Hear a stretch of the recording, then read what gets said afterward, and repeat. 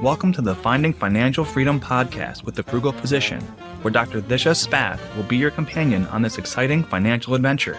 Get ready to conquer debt, build wealth, and embrace a mindful spending lifestyle that will empower you to live life on your own terms.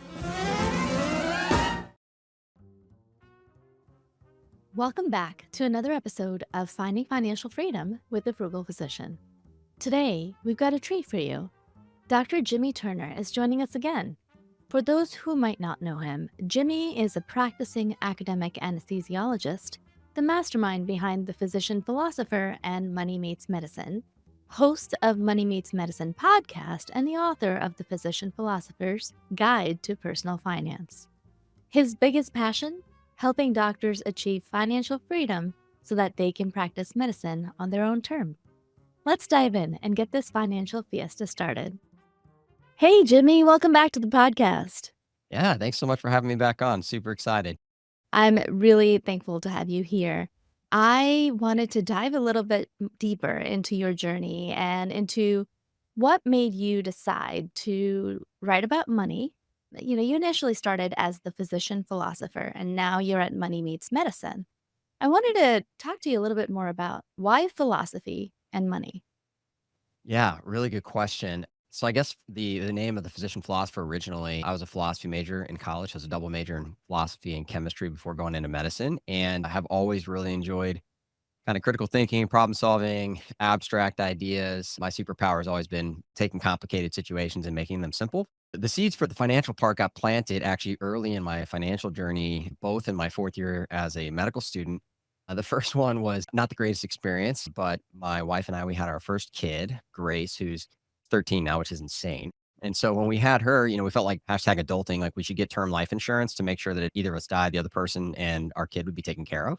Had no idea who to approach for that, but one of the brothers of a medical school classmate happened to be able to sell insurance. Approached them, didn't know anything about money at this point, like absolutely nothing. I can talk about a lot of my bad financial habits from back then. So I ended up getting talked into applying for disability insurance as a fourth year student with no income. So I didn't even have any income to protect. I shouldn't have been sold the product anyway. But long story short, I have an essential trimmer, take propranolol for that. I was going into a procedural specialty. And so I just got outright denied.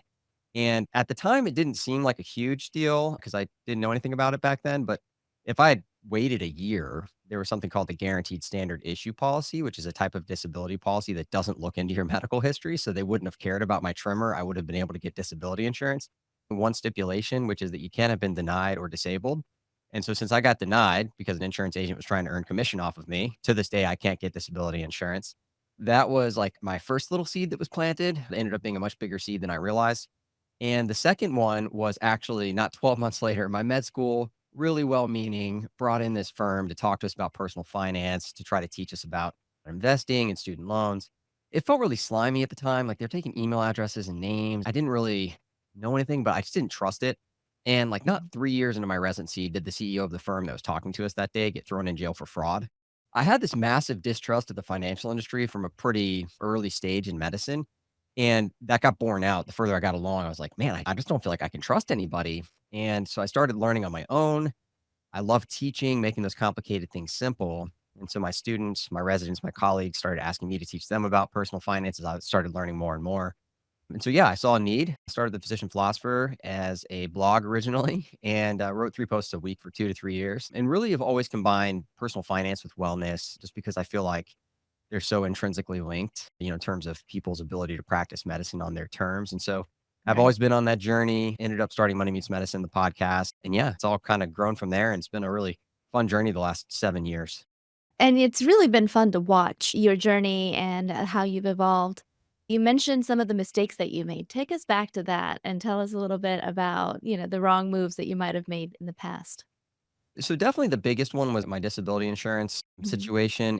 And the reason why was because I didn't know anything. I didn't understand that insurance agents are paid based on commission. Naturally, that places there to be an incentive to sell you a product, even if it's not necessarily something that you need. And this is true for, disability insurance. It's true for life insurance. That's why whole life insurance products get really put in front of doctors so often in the space. And people don't realize the extent of that commission. I mean, it's 50 to 100% of the premium you pay. If you're buying a $20,000 whole life insurance product, that agent's going to make $10,000 to $20,000 off of that one person that year. you don't have to sell too many of those policies to start making physician income. If I'd known what the conflict was back then, that really would have saved me from my mistake and given me I don't know, a different perspective with which to make that decision. I took out as much debt as I possibly could in med school, even though I had a full ride from a tuition standpoint. I took out all of the cost of living. I was married. My wife was a teacher. We didn't have to live on that money, but I did it anyway. All of my student loan debt, the $200,000 I ended up having to pay off, came from living expenses. I didn't live, as you would say, frugally. Didn't know to even consider that back then. So I made lots of mistakes with that. I made the mistake with disability insurance. I also spent every dime of the GI Bill that I got because my dad was in the military in college instead of saving any of it because I didn't know anything about it back then either. And so, all that said, I made tons of mistakes. I really learned from all of them and love educating people about them. But even with all those mistakes, we're still in a really good spot. So you can make mistakes financially and still recover from them. So I like to be an example of how not to do it, but also some hope that if you have done the things that I've done, you too can succeed. Yeah, that's the good thing about being a doctor is that when you have a high income and are willing to work, you can turn around financial mistakes relatively quickly. And if you're able to frugal down and save, aggressively, then that progress can be quite rapid. What are some key principles that you believe should be taught to medical students and residents about money that were not taught to you? Yeah. So I think that for medical school, the way that I always kind of break this up, if I could design like a perfect curriculum through medical training, being in academics, medical school would be about personal finance because there's some things that apply to everybody. 80% of students have student loans. It's a area that's ripe with the opportunity to make a very large six-figure mistake.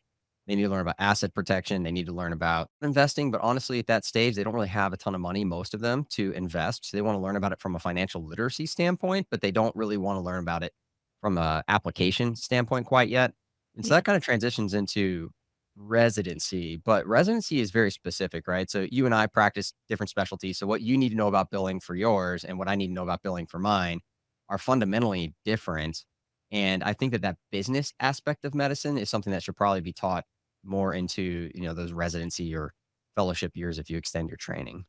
Yeah, totally agree. I mean, there's so much about how money works that money in our own field works that doesn't get taught to us that we have to sort of learn along the way through the school of hard knocks, and doesn't need to be that opaque. Yeah, no, I completely agree. And student loans is a great example of that, right? So I think that it can be seen as a really complicated area of personal finance and it is opaque, right? And there's always constant changes that are happening. So, for example, public service loan forgiveness gets a lot of airtime, but Mhm. long term forgiveness that you get through, nowadays, SAVE and that new IBR program doesn't get spoken about as much. And it's really interesting that for a lot of doctors listening to the show that go into a private practice or non 501(c)(3) situation, that they're like, oh, I guess I have to just pay off my debt. And there's a bunch of websites that are telling me I should refinance my student loans that they get a Right. kickback from. And they don't realize that that long term forgiveness is still available. And at least from a mathematical standpoint, there are a lot of doctors who would actually benefit from that long term forgiveness, even though that forgiveness at the end is taxable. Public service loan forgiveness. One of the principles I would teach my students, and I do teach my students, is like know what your options are. Like that's half the game. You don't need to know about the nitty gritty, inner details unless you want to. I think that's great if you do, but you should at least know what are my options, right? It's not just PSLF or pay it back yourself. There is a third option available that doesn't get spoken about as much because maybe it's more complicated or it's just so far away. I'm not really sure. You need to know the options. So speaking of, not talking about things, I have found that in medicine, it's almost in general society, it's kind of uncouth to talk about money and investing, but especially in medical society. And it's almost frowned upon when you do talk about money on rounds, for example. Why do you think that is? I think it's an uncomfortable topic. And the reason why is because the vast majority of physicians don't know much about personal finance. I think it's a little embarrassing to them when you start having conversations and they realize how little they know. It's hard because the people that are creating the environments in which we learn, just by statistics, typically don't know anything about money. And so they don't want to have other people talk to their students about money. And so it's just like this cycle that exists where it doesn't really have a way to get out. You can't really break that cycle because the people that make the decisions about whether you can even teach these topics or talk about them to make them less taboo are typically the ones that find it the most taboo. I think it's hard because you have to kind of break through that cycle in order to have these conversations. But it's also, the sort of thing where I think in medicine, I know this is true from a layperson's perspective because I've gotten flack for this online before. Online keyboard warriors are the best. And they basically say, like, oh, well, if you're not in medicine for altruistic reasons, then you are not a good doctor. And their definition of that involves anything involving money, right? So if you're talking about Mhm. money and you're a physician, that means you're a bad doctor because you're not in it for the good of other people. Because clearly you're speaking about money, you must care a lot about it. It's a false dichotomy that people draw. You can care about personal finance and financial freedom while also caring very deeply about the patients that you take care of and, the medicine that you provide. In our world, medicine, the altruism of it, and money seem to be at odds for some people, and I think that that prevents discussion too. I totally agree. I mean, doctors in general get a lot of hate because we have a big paycheck. And I feel like doctors that drive the super nice cars or kind of flaunt their money get additional hate, especially from the keyboard warriors, just the general media. But I feel like knowing the finances, not only our personal finance, but also medicine, how much something costs when you're ordering it is an essential part of taking care of the patient. Yeah, I think that's really, really challenging. I do agree, but I'll say as an anesthesiologist, and I'm always embarrassed when a patient asks me this, right? So what I do for living in medicine is regional anesthesia. So I basically, the way I explain it to people is I can block any part of your body, make it numb below your clavicles. You can avoid general anesthesia and you wake up and you don't hurt and people love it. But occasionally I'll have a patient ask me like, hey, is this included? Will this be covered by my insurance? And I honestly have no idea, right? The billing in our department is done by the billers. The company that you might be using is different for everybody, and the kind of plan that you're on at that company that could be different for anybody. Like, there's so many variables for the kind of insurance you might have that may or may not cover X, Y, and Z. I don't even know how to answer the question. And speaking of opaque from earlier, like that really bothers me about medicine that I don't know. I couldn't even tell you the out of pocket cost for me doing a thoracic epidural for somebody who has a bunch of broken ribs. I don't know. I just don't know. And I think that's a huge disservice, to be honest with you, to, the patients that I serve, but it is opaque. And I don't know that there's even any way for me to know that information. And even when I've asked, the answer is so complicated that it wouldn't be something I could explain to a patient. That is the challenge of being in a third-party payer system where you have no control over the final bill that actually does get sent to the patient. It has so much to do with the contract that they have with their insurance company. And at least the government has made the surprise bill of, if the physician is out of network with the insurance company, that the patient doesn't have to pay for it out of pocket. That was happening a lot in hospitals where the hospital was in the insurance network, but the physician was not for some reason or another. Yeah, and I know that particularly hit anesthesia and EM and, Right. radiology practices that weren't, employed by the hospital. It's been interesting working in that environment. Fortunately, I work in academics, so it didn't impact, our department at all. I know for a lot of private practice friends, it did. I think we're making strides towards greater price transparency in healthcare, and that's awesome. I think we are also making strides in greater money transparency in the physician world. In your experience, do you feel like physician financial literacy and just transparency in talking about money is getting better or worse? Yeah, no, I really do. I've got experiences in 2 different areas. One is in my personal experience at Wake, where I'm in academics and I teach students and residents, and I don't have a shift where a financial topic doesn't get brought up to me. It doesn't happen. And so, I'll be on second shift. And the other day, one of our plastics residents was like, hey, you teach about personal finance, right? And I was like, I do. And he's like, can you come give us a grand rounds? And I was like, that would be great. And so, that on a personal experience in life, like in real life outside of, podcasts and blogs and that sort of thing. I think that that's definitely happened in, the experience that I've had. And then online, I think it is true, as well. There's been obviously a proliferation of vlogs and podcasts and just really great content that's out there, books, and the opportunity to learn about this stuff is readily accessible for people. I think it's really increased in like at least the 7 years that I've been involved in this space. It's been really exciting to see that people are more interested, people are more willing to talk about it openly, and some walls have kind of been brought down to foster some of those conversations. Well, and you're doing your part in spreading the financial literacy, and you've recently put out a course that is excellent, I think. Can you tell us about your course and exactly what it includes? Yeah, so medical degree financial university is for basically any doctor. And for me, a lot of my slant goes towards trainees and those that are, just recently graduated. So I'd say, anybody in residency fellowship or, early careers out as an attending. And the reason why is because that's when you need to build your financial foundation. Of course, you can always do it later, but the earlier you do it, the better. Time is really important when it comes to financial topics. I've always focused on financial literacy, whether that's my book, which I give away for free at this point, the podcast, blogs, that sort of thing. It's all free content to consume. But if you want to learn more and apply things specifically to your situation, you can take that financial literacy and use some of those tools inside of MDFU and allow you to do that. Something that I've become really passionate about is making student loan information affordable. The average student loan consult now costs like $600 or $700 for most places. And so for me, I know that paying $600 out of pocket would have been extremely expensive for me as a resident. I don't even know that. I mean, maybe my emergency fund was like 500 to $1,000 because I didn't know anything about money back then. And Right. honestly, $1,000 as a resident is a lot of money. So yeah, as part of MDFU, not only do you get the financial literacy piece, but you also get a student loan consult each year for those that have student loans. And it makes it accessible and affordable for them at, less than half the cost of what a normal student loan consult would cost. And so that is something that I'm super excited about and has been there for a little while. And I've seen people really benefit from it.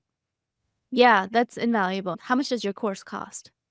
Yeah. So it's $49 a month, or if you pay annually, it's $299. So you save 50% of the cost.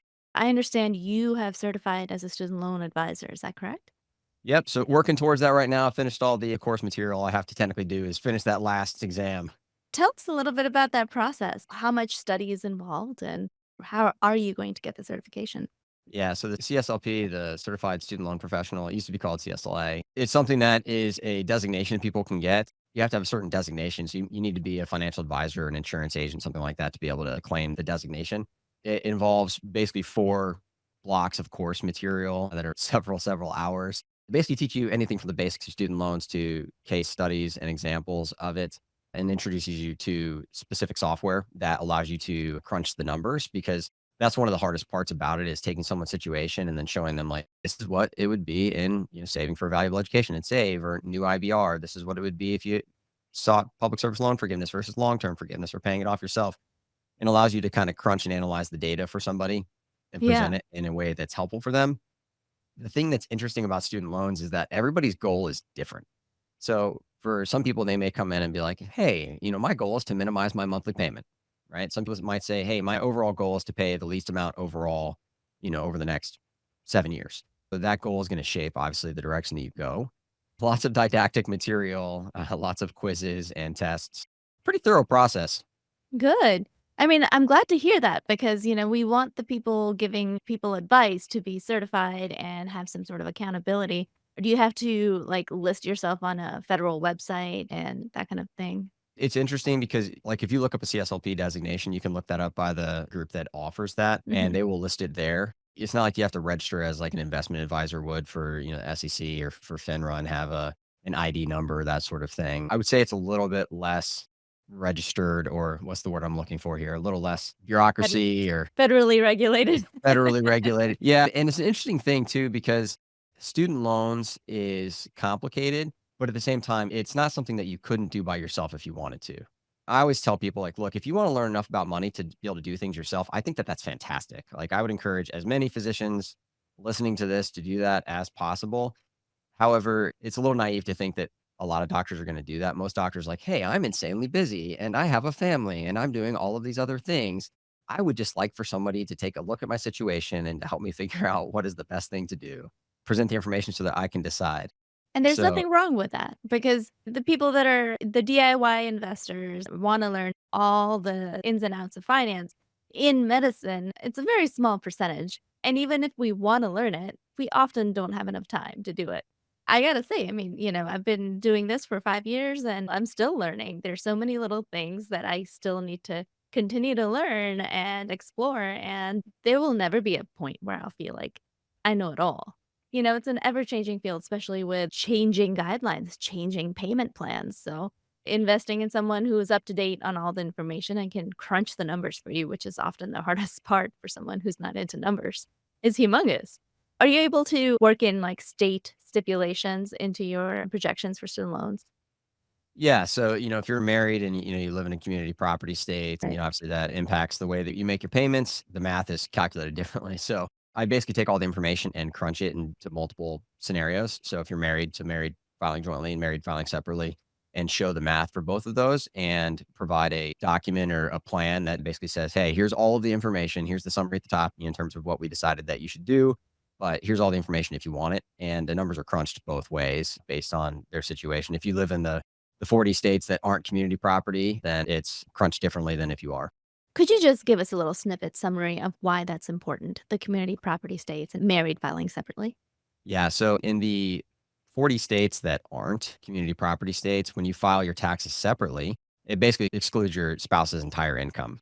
If you make 300, they make 100, then, you exclude theirs, you would make $300,000. That's what would be included on your filing separate, AGI. If Mhm. you lived in a community property state, what they do is they say, hey, well, everything's kind of combined. So even if you file separately, you make 300, they make 100. Well, combined, you make $400,000. And so if you filed separately, they'd say you each get two. And Hmm. so in a community property state, it would actually drive down your income from a student loan standpoint, which is based on your adjusted gross income. So in a non-community property state in that situation, it would be $300,000 and that would determine your payment. If you lived Mhm. in a community property state, it would only be 200. Your payment would be lower. And so that kind of brings in different scenarios where it may be beneficial or not to file separately depending on which state you live in. Just to remind our listeners, your income-driven repayment plans, your payment is based on your Yeah. modified adjusted income. The lower your adjusted gross income is, the lower your payment is, and therefore the higher the amount that is forgiven at the end of your forgiveness period. It's important to remember because it impacts the way you file if you're married. But, a lot of people, right? Listen to financial literacy show. And if you invest your money pre-tax, that's one of the things that lowers your AGI. Some people will be like, oh, yeah, if you're a resident, you should, if you have extra money, invest in Roth because of taxes. And your taxes are going to be lower now than they will be when you're in retirement. It's like, well, that's true. But if you have student loans and you invest pre-tax, that'll also drive down your student loan payment, assuming Right. it's not zero. And that can actually be really beneficial too. So if you understand what the levers are, it becomes a little more understandable in terms of decisions you can make for your student loan situation. What's one thing that if you could tell a resident that was, clueless to personal finance, if there's one thing you could tell them, what would it be? Probably the most important thing you could tell somebody is that not to put it off, right? In terms of learning about this stuff, because arguably the most important thing, at least when it comes to investing, is time in the market. And getting started early is fundamentally important when it comes to building wealth and your ability to get to financial independence. And given that I'm a huge proponent of people being able to practice because they want to and not because they have to, you need to be able to practice medicine on your terms. The earlier you start, the sooner you will get to that goal. Don't put it off. It doesn't take a ton of time to read a book or to, listen to this show on your commute to work once a week. That's not a huge commitment of your time. And a lot of those things can be done while you're doing other things like laundry or dishes or working out or commuting, whatever you might be doing. Don't put it on the back burner. I know this doesn't seem super important right now, but decisions that you're making right now really do impact your future. For me, it would have allowed me to get disability insurance if I'd learned earlier. It would have allowed me to not have $200,000 in student loans I had to pay off in my first couple years out. And had I learned about this earlier, it would have saved me a lot of grief. And the other thing too is that if you can learn medicine, you can learn money, right? This isn't that complicated. I know it seems so foreign and it seems really tough when you start, but after you kind of, wade into the waters a little bit, it really isn't as hard as you think that it is. That oftentimes will prevent people from starting their journey. They're like, oh, it's just so complicated. I don't even know where to start. Just get started.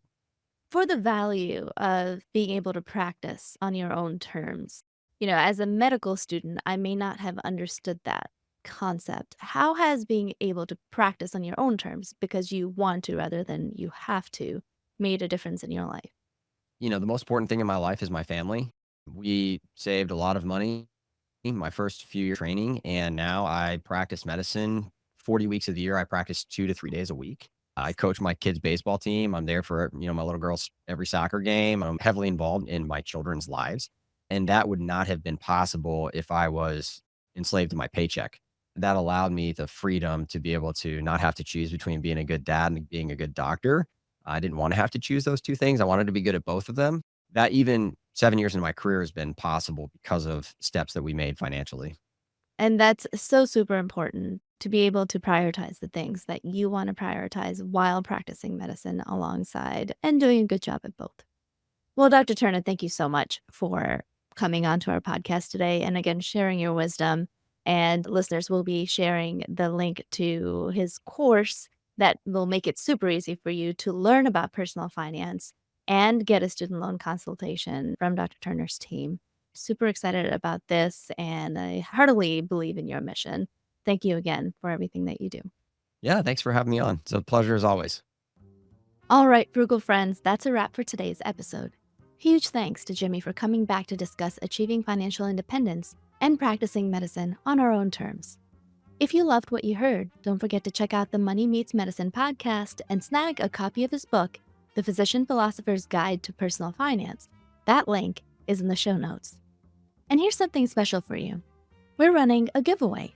Sign up for Jimmy's course on financial independence using our special link, also in the show notes, and send a screenshot to me via email at thefrugalphysician@gmail.com, and we'll send you a free copy of Morgan Housel's blockbuster bestseller on personal finance and psychology, The Psychology of Money. Remember, the road to financial freedom is a marathon, not a sprint. Keep hustling, keep saving, keep dreaming big, and keep staying frugal, y'all. Catch you in the next episode. The content shared on this podcast should not be taken as individualized financial advice. We are here to share our knowledge and experiences, but it is crucial to consult with professionals such as accountants, financial advisors, or attorneys who can provide personalized guidance based on your specific needs.